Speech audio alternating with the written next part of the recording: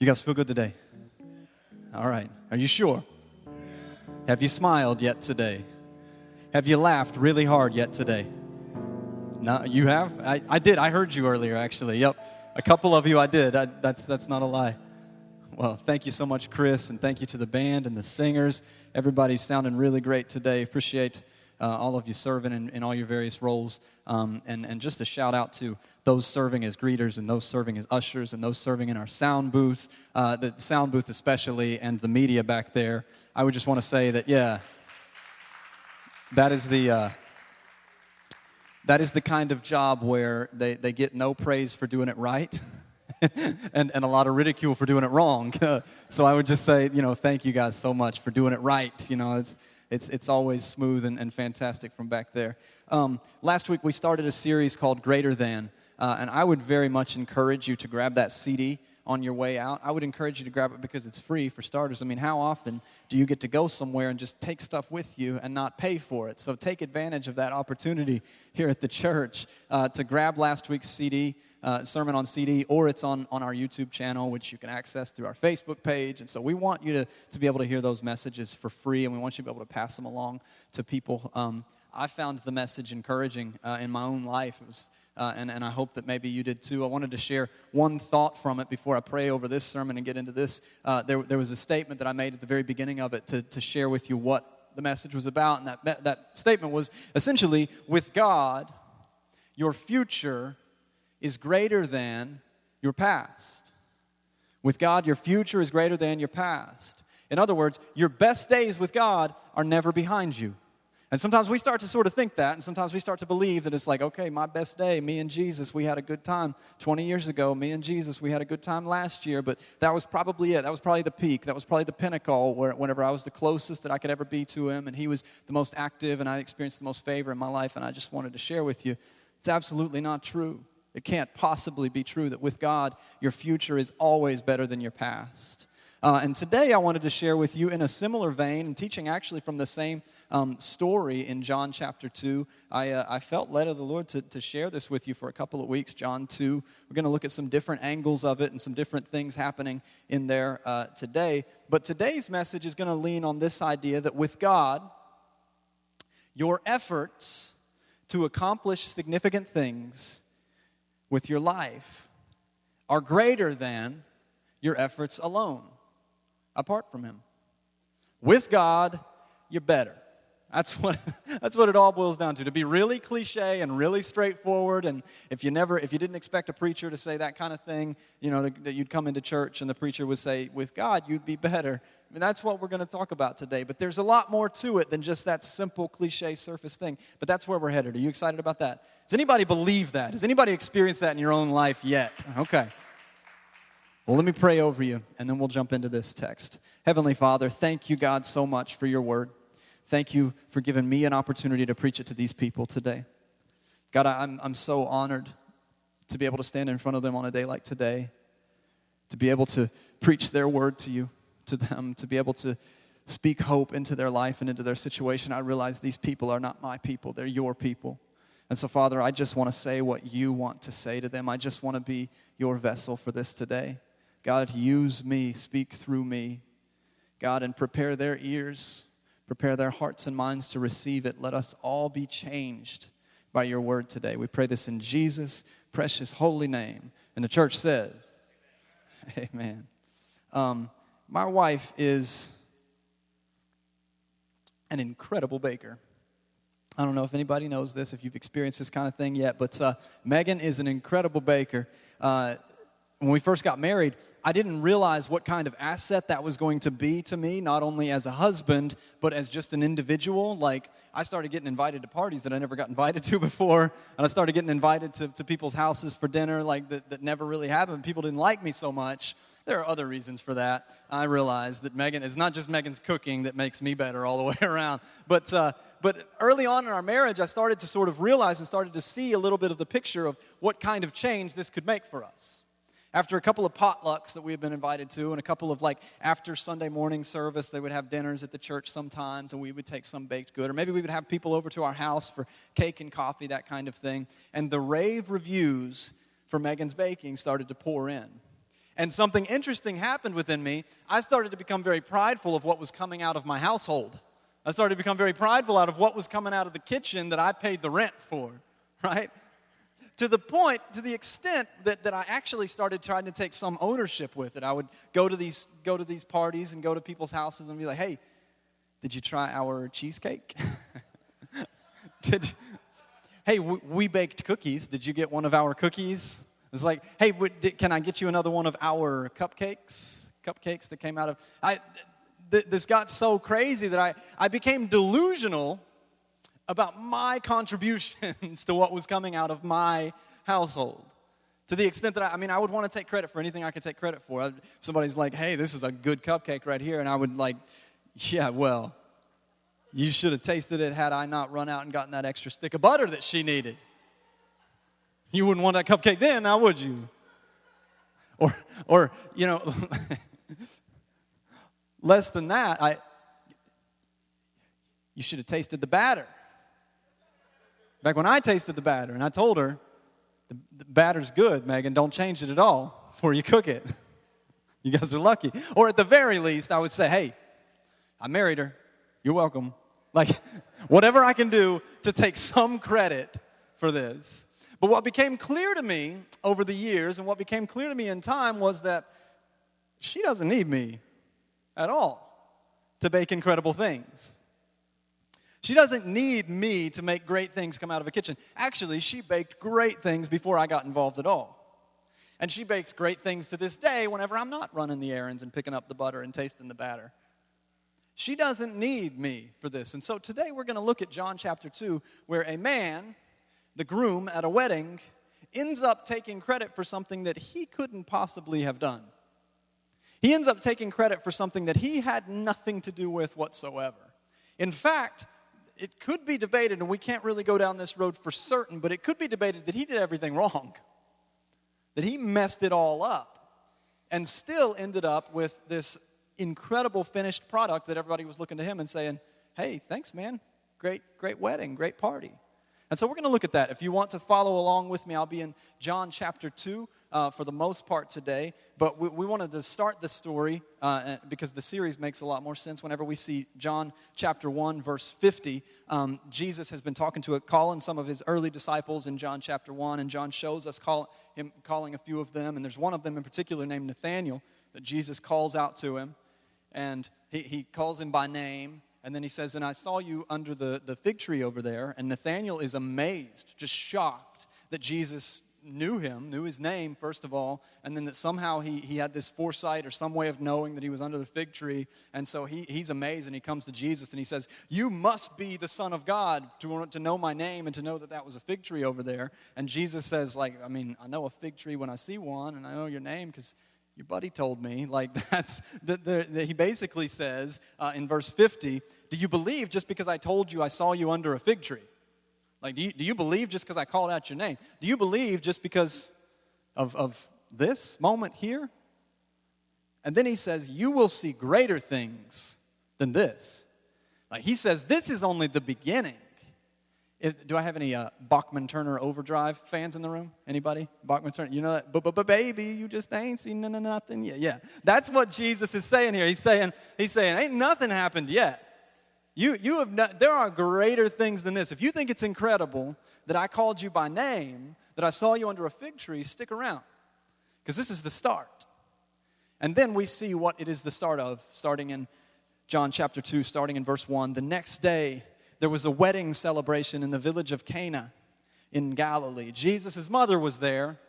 And then pay very close attention to verse 2. I'm going to call it to your attention. We're going to leave it, and then we're going to come back to it, okay? And Jesus and his disciples were also invited to the celebration. There was a wedding, and Jesus and his disciples were also invited. There's a wedding, and Jesus is invited. You got it? Hold on to it. We'll get back to it later. A wedding at this time in history is a big affair. It's a town-wide thing. It's kind of everybody gets invited to the weddings because everybody knows everybody. They're all family. They're all interconnected. Everybody knows everybody at this time. And so it's important to note that Jesus, even though he may not have actually been from this region, in this region a whole lot, was invited because Jesus being at the wedding has a major impact on how the wedding turns out. There would have been a very serious problem at this wedding had Jesus not been invited. In fact, everything that follows in this story is modified for the better based on what happens in verse 2. This fact that Jesus has been invited into the mix changes the whole story. And I would say to you today that if Jesus is not invited into the important relationships of your life, into the important decision making, into your job, into your finances, if you don't invite Jesus' guiding and Jesus' presence in, you will find yourself in trouble, I guarantee it. There will be problems and trials and difficulties around every corner in this life. And if you have not invited Jesus in, those troubles and those trials and those difficulties will overtake you. Inevitably, those trials and difficulties and pains and struggles and hurts, eventually you will hit a wall that you can't get around and that you can't go under and you can't go over and you can't get through it. Eventually you will hit something where you will come to a realization and come to an understanding that I need Jesus if I'm going to get through this. And I wondered if anybody in this room, and you don't have to raise your hand just to think if you've ever hit a wall like that. Or if maybe you're standing up against a wall right now like that, where you would say, I have done absolutely everything I know to do and it has not worked. I have put everything I know to put into this and it is not working out. The math just doesn't work. Verse 3. The wine supply ran out during the festivities. So Jesus' mother told him they have no more wine. Now this is a big problem. It's exactly the kind of problem that we might kind of miss on the surface if we don't understand culture. It's not the kind of problem that some of you Midwestern pagans might think that it is. It's not like you can't have a party without booze, like this is about to fall apart. No, this is a cultural issue here that I wouldn't want you to miss the point of. The point is that this wedding and marriage culture at this time in history dictated that the groom and his family pay for all of the expenses of the wedding and the reception. Okay? The groom would have actually gone to the bride's father months before this, possibly even years before this, and said, I want to marry your daughter. And he would have set a price, sort of a dowry price that said, well, here's what she costs, which is weird, but that's kind of what they would have essentially done. And then, in addition to that, he would have entered into what would have been something like a contract relationship with this with his bride's family that said, and we'll pay for the festivities, and we'll pay for the reception, we'll pay for everything here. Does that all kind of make sense at this point? So, to find out that the wine supply has run out too soon is to see that something has happened in the narrative of this story between him agreeing to pay for everything and the wedding reception. And the issue is that he's responsible for it. He's legally responsible for it. He said, if you let me marry her, then we'll pay all of this and we'll take care of all of this. And the wine supply has run out too soon. Now, I want to offer you three possibilities as to why the wine supply might have run out too soon. The Bible doesn't tell us why. I think it's because maybe we should lean into each of these three, because each of these three is likely, possible, and probably could have something to speak into your life as to how would someone end up running out? How would someone end up against a wall and not have enough to get them through? The first thing that is a possibility is that the groom could have lied about his ability to deliver on his end of things, right? He might have just lied. He might have just said, yeah, we got that covered, no problem. Knowing full well, I can't do that. Anybody ever landed yourself in a place of hurt or dysfunction or up against a wall because you weren't honest with yourself and everybody around you about your own limitations?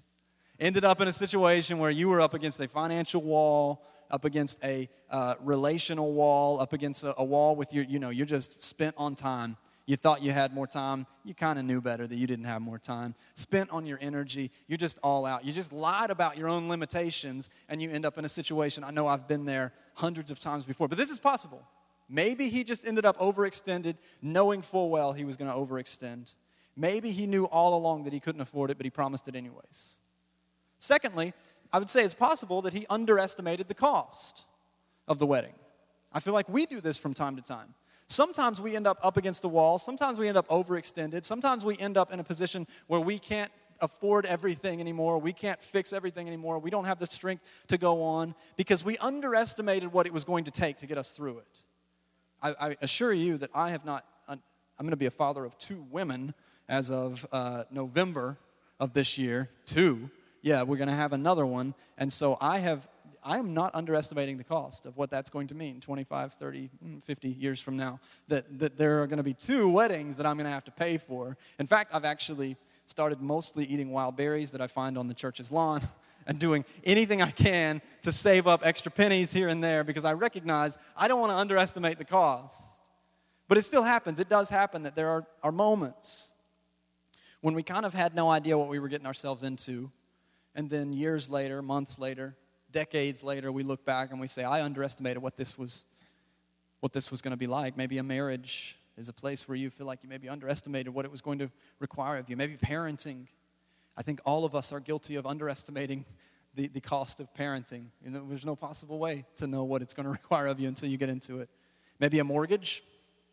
Maybe a job promotion that sounded like a great idea, but you underestimated what it was going to cost and what it was going to require of you and what kind of energy it was going to take from you and what time it was going to take from your family. Maybe that's what happened to him. Perhaps he thought he had it covered, but it ended up costing more than he thought it was going to cost. And then thirdly, there's a real possibility that the groom could not have possibly expected or planned for as many people as there were on the wedding day.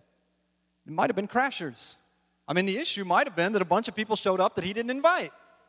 Like the issue might have been that he did everything he could to calculate it out and to make sure we're going to have enough. There's going to be this many people, and we're going to get that many steaks and that many chicken and that many salmon. Like, we're going to have this covered, and we're going to need that much wine. Or on the day, maybe everybody was just partying a lot harder than he thought they were going to, or a lot harder than they should have been. Like, maybe they just consumed more. Everybody's thirstier than they thought they were going to be on that particular day. This is the bummer point here. This is a technical theological term, bummer. Anybody familiar with it? You ever heard of a bummer? The bummer is that this third point here is likely to happen at some point in your life. Like the idea that you're going to hit a wall through no fault of your own. That there's likely to be a time when you saved and you were really careful and you were conscientious about how you spent and then something happens, some diagnosis, some medical thing happens, some expense that you never expected or anticipated, some kind of thing comes through, some, tax backdating that you didn't realize from when you were 13 years old. You were supposed to be paying taxes on mowing lawns for people, and the government's coming and they're wanting. At some point, through no fault of your own, you may actually hit a wall where you're overextended, and this may have happened here. May have been the situation for this guy that he did everything right, and it still wasn't enough. And that's the bummer of it, that apart from God's activity and influence in your life, you're going to hit a wall. Eventually, you're going to get to a place where it's not enough. It might be because you lied about your abilities and your resources. It might be because you underestimated, or it might just be through no fault of your own whatsoever. It's just that we can't handle this world apart from God. That's how he designed it, so we would need to call on his name. And so whatever the cause, the effect is the same. The groom signed a contract that he will now not be able to deliver on. He signed a contract. He said we were going to do this, and now he will face public embarrassment and maybe legal prosecution. He might be arrested for this because the ceremony's already been performed. Chances are, again, I know this is weird, this is their culture, not ours. Chances are he has already physically consummated the marriage. A lot of times at weddings at that time, the bride and groom would end the ceremony, go to a tent, consummate the marriage, and then come out and party. So chances are he has done everything to make this his wife, and now he owes the price that he can't pay for his bride. He owes the bride's family this wine that they've run out of, that he didn't purchase. And now I would tell you that the groom and his family are in a really desperate place. They had put all they had into this ceremony, and it wasn't enough. And presumably, they hoped no one would notice. But people are starting to notice. Verse 4, Jesus responds to Mary saying in verse 3, the wine supply has run out. They don't have any more wine. He says, "Dear woman, that is not our problem. My time has not yet come." But Jesus Jesus' mother told the servants, do whatever he tells you. Do whatever he tells you. He's going to fix this. Verse 6. Let me hear you say verse 6. It's interesting. Verse 6, standing nearby there were, how many? 6 stone water jars used for Jewish ceremonial washing. Each one could hold 20 to 30 gallons. I said last week this is something like 250 pounds of water that these could hold. And so John tells us in verse 6 of this story that there were some, right? No, he didn't say some. He says there are 6 stone water jars standing by. And there's something that I think John wants us to see here. Okay? Now, I'm not big on kind of doing this number thing, and I don't want anybody to check out because it feels like algebra to you at all. But sometimes throughout the Bible, I feel like there are numbers that are recurring ideas and numbers that point to principles and numbers that point to things. And even if that's too weird for you and you don't want to lean into that, I would suggest that you at least lean into the idea that there are cultural significances to certain numbers. Sometimes numbers mean things culturally. For instance, if I were to come to your house and say, hey, I got you some donuts, and I walked up to your house and I handed you a box of donuts, and you were like, thanks so much, we were really excited to get this box of donuts, and you opened the donuts and there were 11 donuts in there, immediately in your head you would say, now wait a second, something's not right. Now, I never told you once that I was going to bring you 12 donuts, but if you looked at a box of donuts and there's only 11, you start to think something has gone wrong, right? It's a cultural significance to the number 12. I don't know why. I kind of know why, because we got a problem in the United States that 11 isn't even enough. No, it needs to be 12 donuts. And so John wants to point out this cultural significance of this number. He wants us to notice whether you attribute actual power to the number or if it's just a cultural thing. Whenever he points out in verse 6 of his account of this that there are 6 stone water jars, he wants everybody listening, he wants their ears to perk up and think, oh, 6. 6 is the number in the Bible of man or of man's efforts. God created man on the 6th day. God appointed for man 1 day to rest and how many days for him to put his efforts into work? 6 days for him to work, right? And actually in Revelation chapter 13, verse 18, this is where the number 666 is introduced to us, and this idea that it is a number of the man. It is the number of the flesh. It is the number of man's efforts apart from God. And so this is what he wants us to see. John wants us to see that the groom and his family, that the men here, have done all that they can do, and they've come up short. There isn't enough. And so John goes on to tell us next that Jesus points out some water jars, but he doesn't say some. He says there's 6, because I want you to be paying attention to that number 6. We can only presume that John points out for us. And any first century Jewish reader, the people that John was writing to read this initially in the Greek, would have seen that number and would have thought, 6. That's the number of man. That's the number of man's efforts. And then they would immediately probably jump to the conclusion, okay, so the groom did the best he could and it wasn't enough. Man has done the best he could and it's not enough, right? That's not that much of a leap, I don't think. And so what's going to happen? John wants us to see this. John points this out to us. John makes this significant statement, draws our attention to this idea. Jesus told the servants in verse 7, fill the jars with water. 7 is the number, I wasn't planning on doing this, but 7 is the number of God's perfection, completion throughout the Bible, right? And so in verse 7, Jesus gets involved. So 6, there are water jars, and they just fill out bathtubs with water, and that's really not enough. That's man's efforts, and they kind of do that. Nobody wants to drink bath water. But in verse 7, Jesus gets involved. I know, this is weird, isn't it? I'm sorry. I didn't mean to be weird. I wanted to draw your attention to some important and significant things that I think are happening in the text. If you don't like it, you can leave that, and you can still get the rest of the message, all right? He said, now dip some out and take it to the master of ceremonies. So the servants followed his instructions. Jesus' only involvement is telling these men what they should do, and they're obeying him. And so the men fill up 6 stone water jars, which represent man's efforts, and then they ladle it out and take it to the MC. Take it to the master of ceremonies, verse 9. When the master of ceremonies had tasted the water that was now wine, not knowing where it had come from, though the servants knew, and that's what we talked about last week, that this isn't really even a public miracle. It's really only a miracle for those who got involved. It's really only a miracle for those who are actually paying attention and willing to do what God would tell them to do. And so the servants got to see this miracle happen in their hands. Like Jesus doesn't even touch the water. It's like, no, you get to perform the miracle if you'll do what I say. You get to be in on this if you do what I say. And so they follow through with that. Verse 9, so he called the bridegroom over. Now here's the moment of truth. I need you to lean into what this groom must be experiencing in this moment. This groom has either lied about his ability to deliver, underestimated his ability to deliver, or has done everything he could possibly do and it still wasn't enough. And so we have a groom being called up in front of the whole wedding ceremony. There's hundreds of people, pretty much everybody that he knew, everyone in his life standing at the front, standing in front of them, and the master of ceremonies is coming up there, and he's just been handed a ladle of bath water from what everybody can tell, and he's taken a drink of it, and he says, I want to see the groom up here on the stage. And so I picture this groom walking up to the stage, head in hands, face red. I can imagine rehearsing his speech as to how he's preparing for his moment of supreme public ridicule. I imagine him walking up and rehearsing what he's going to say to defend his family's honor, to defend himself.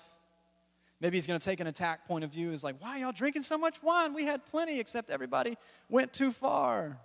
Or maybe we didn't know who was going to show up today. Or it's like, maybe I wanted to elope all along.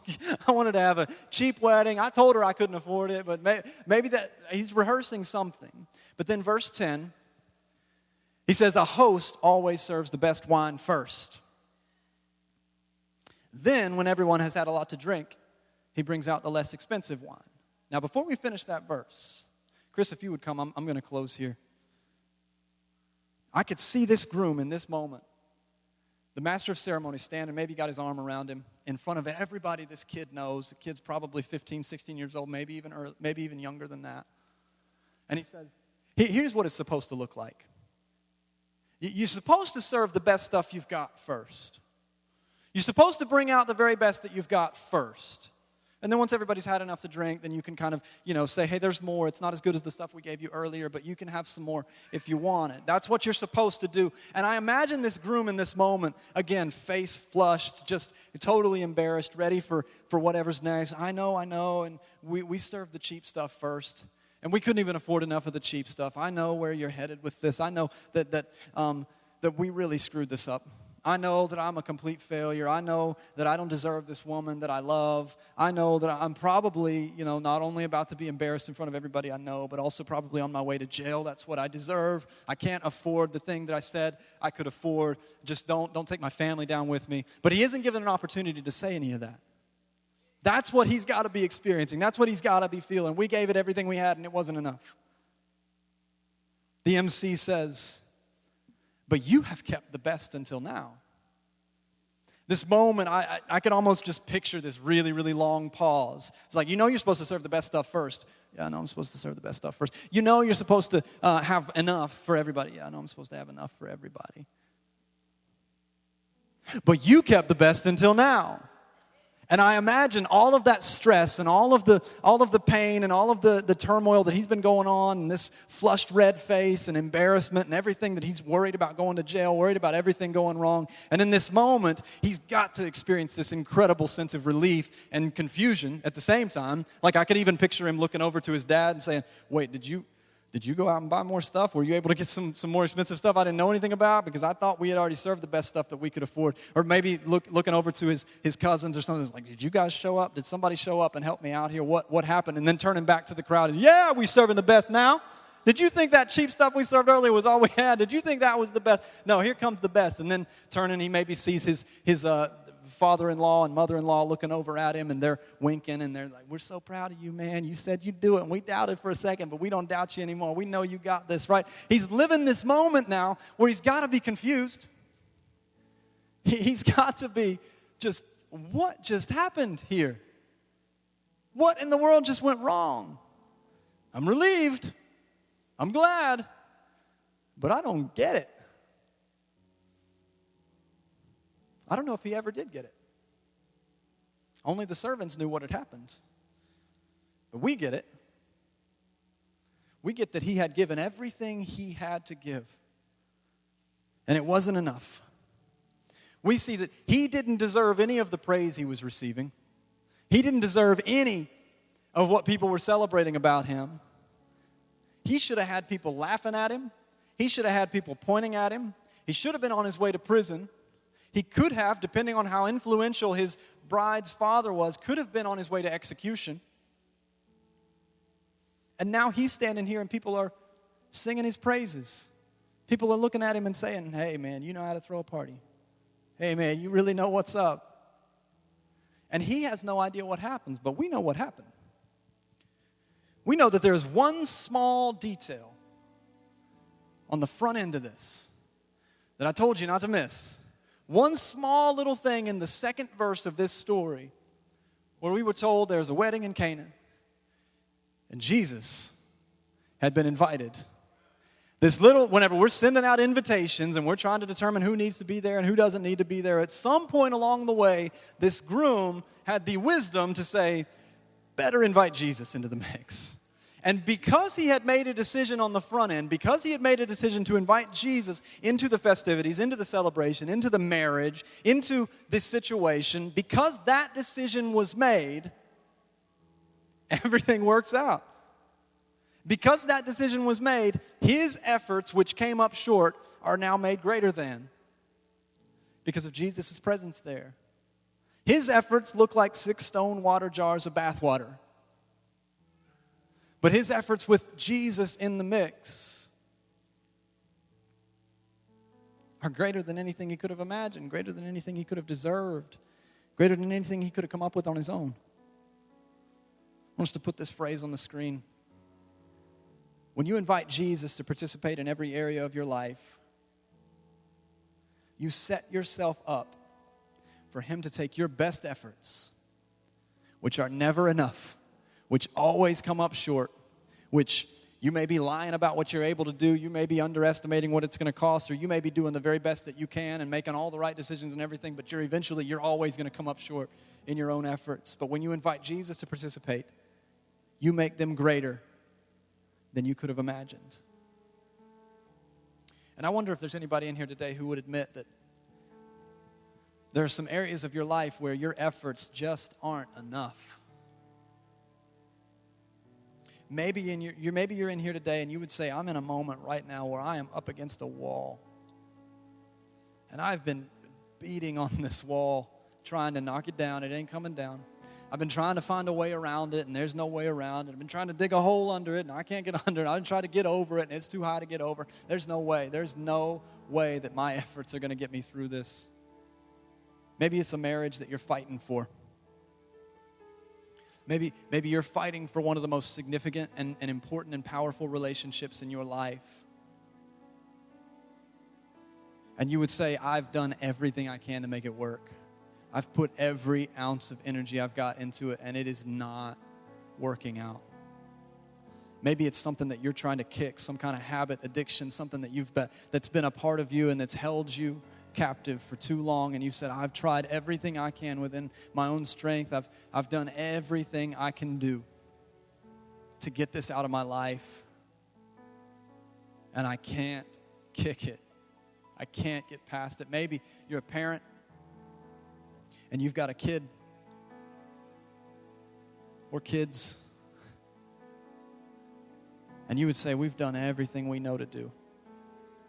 We've done everything right. We've prayed about it.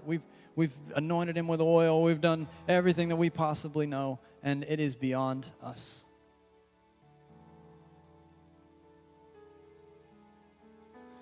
I wanted to encourage you today that you were never meant to be able to fix these things on your own. God didn't design you to be able to overcome it. He didn't design you to be able to resolve things apart from him. He didn't design you to be able to kick addictions. He didn't design you to be able to parent apart from his wisdom and his guiding. He didn't design us to live together in harmony without his activity in our lives. Do you know what the fruits of the Spirit are? They are love, which means that love is not natural. It means it's got to come from the Spirit of God. Peace, which means that peace is not natural. No worry is natural. Joy, it means that joy is not natural. It means self-control. Self-control is not natural. All of these things, if you want your relationships to work out, you've got to be empowered by the Holy Spirit to do it. If you want to lead your family well, if you want to be a good father, you want to be a good mother, you want to be a good husband, a good wife, you want to be a good employee, you want to be a good servant of God in any way in your life, you want your life to be significant in some way, you're going to need the empowering of the Holy Spirit to do it. You're going to have to invite Jesus in. And I'm not just talking about salvation, because we shared with you last week that salvation for too many Christians is the end. That's the celebration. That's the moment. That's the mistake that Nathanael made in John chapter 1, verse 50. He said, Jesus called my name? Oh, wow, you must be the Son of God. And Jesus said, no, this is the beginning, brother. This is the beginning. This is not the greatest thing you're ever going to see. This is just the start of the greatest things that you're ever going to see. And so I wondered if there's anybody in here today, with every head bowed and every eye closed, I wonder if there's anybody who's just, you're at the end of your strength.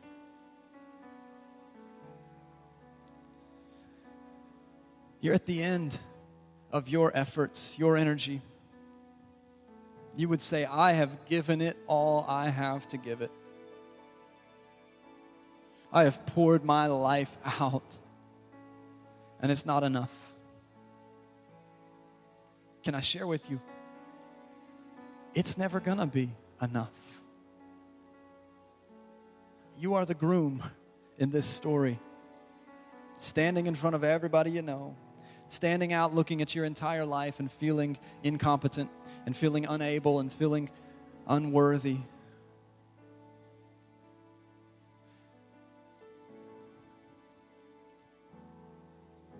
And Jesus is standing there beside you,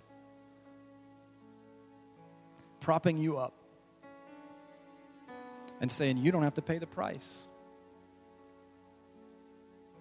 Saying, you don't have to bear this embarrassment. I'm going to bear it for you. Saying, you don't have to be held guilty for the things that you're guilty of. I'm going to take them for you. If you're in here today and you want to invite Jesus in, maybe for the first time ever, maybe you would say, I'm a Christian, Drew. I'm up against the wall. If that applies to anybody, would you maybe just lift your hand up for just a moment? You can put it right back down. I want to see if there's anybody in here. Okay, you could put it, I see you. You can put them right back down. I'm going to open the altars for just a moment. We're going to sing some praise. We're going to invite God into our situation, into this present moment. We're going to be a kind of people who say, God, you lead me, you guide me. You show me what needs to happen. You show me what decisions need to be made. Show me how to make this marriage work. Heavenly Father, thank you, God, so much for your word today. I pray that it was relayed in a clear way. I pray that we could all receive from it today, that we could all be changed for the good by your word today.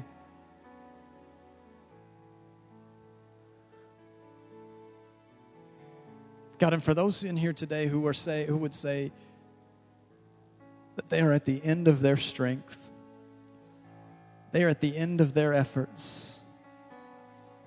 Those who would say, I've done everything I know to do and it's not enough. Speak your courage to them right now. If our prayer team would come. Speak your strength to them right now.